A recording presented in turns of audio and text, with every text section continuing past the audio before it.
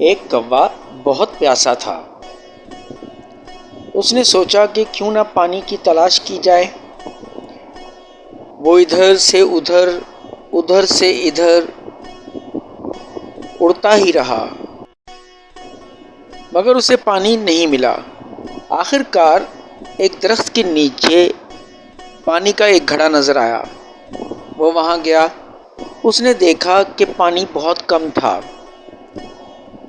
قریب میں پتھر بھی پڑے تھے، لیکن وہ اس پرانے طریقے سے پانی نہیں پینا چاہتا تھا۔ وہ سیدھا ایک اسٹور پر گیا اور وہاں اسٹور کے مالک سے کہا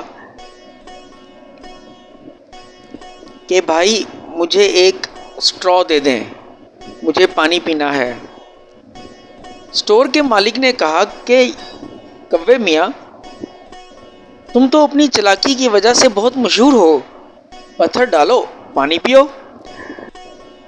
کوے نے کہا نہیں جناب، وہ پرانی بات ہے، زمانہ بدل گیا ہے، اب اسٹرا ہی کام آئے گا۔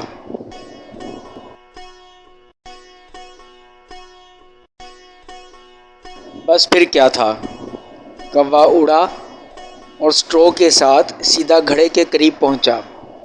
اس نے وہاں گھڑے میں اسٹرا کو ڈالا اور سکون سے پانی پیا۔ پانی پی کر کوے نے اللہ کا شکر ادا کیا